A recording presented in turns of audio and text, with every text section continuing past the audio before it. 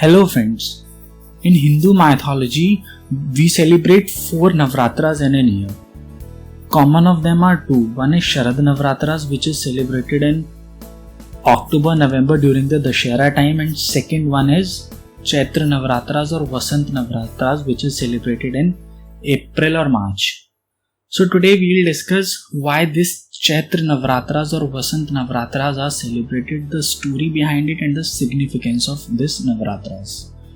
So Chaitra Navratras are celebrated in the first 9 days of bright half of month of Chaitra, starting from the day after Amavasya. That is why it is called Chaitra Navratras. This usually occur in the end of March or early April according to the Indian lunar calendar. This period of 9 days heralds the onset of spring or Vasant and also marks the beginning of Hindu New Year. So this marks the beginning of new season and new year in Hindu mythology. It is believed that divine goddess in one of her immanent form manifests through the nature as flowers blossoms and tree turn green in the spring. So it also marks the growth of new crop in India. So story behind origin of Vasant Chaitra Navratras. There was a king named Dhruva Shanti whose kingdom was Kaushala. Its capital was Ayodhya. He had 2 wives. One was Manoma, whose son was Sudarshan, and second wife was Leelavati, whose son was Shatrujit. Sudarshan was month older to Shatrujit. King Dhruva Shanti was killed while he was hunting. So with the accepted practices in the kingdom, it was decided to anoint Sudarshan as the new ruler of Kaushala.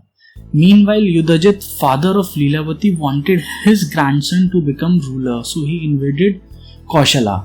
And in return to the support of Sudarshan, King Veersen, father of Manorama, also invaded Kaushala in support of Sudarshan with his army. But in this battle, Veersen and Yudhajit established Shatrujit at the throne of Kaushala. So he was the new king of Kaushala. After this incident, Manorama with Sudarshan escaped from the kingdom and took asylum at hermitage of sage Bharadwaj, where Sudarshan was taught scriptures and Vedas, and he became great devotee of goddess Shakti. With his devotion, goddess Shakti presented him with a divine bow, arrows and armor. Around this time, Sudarshan was young, so Shashikala, daughter of king of Kashi, heard about the Sudarshan by some sages, and impressed with the qualities of Sudarshan, she decided to marry him without seeing. Subahu, the king of Kashi, arranged Swayamvar ceremony in which many kings were invited, including Yudhajit's grandson Shatrujit. But Shashikala denied to appear in the Swayamvar assembly as she had already chosen Sudarshan as her husband. So the marriage was conducted secretly in night, and Sudarshan with Shashikala was leaving for the forest with army of Kashi. So dejected and furious king who attended the Swayamvar and ceremony was not happened, they attacked Sudarshana. Yudhajit and Shatrujit saw this as a golden opportunity to dispose of Sudarshana. Sudarshana prayed to Devi for assistance. When battle was at peak, Devi appeared, mounted on fierce lion, clad in scarlet red and garland of mandra flowers, and carried multitude of vicious weapons in her many hand. Yudhajit and Shatrujit were killed and other kings supplicated before Devi. So Sudarshana with his wife and father-in-law praised Devi for this act, and she was pleased and ordered them to perform her worship with Havan and other means during the Chaitra month. Sudarshan was crowned the king at that time, and they performed the worship in a splendid manner during the Vasant Navratras.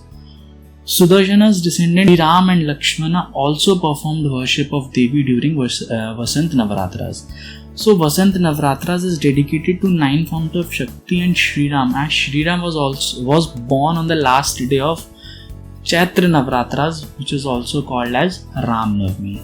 So this was all about the Chaitra Navratras. It marks the beginning of a new year of Hindu and a new season, which is Vasant season, which also marks the growth of start of a new crop season. Thank you.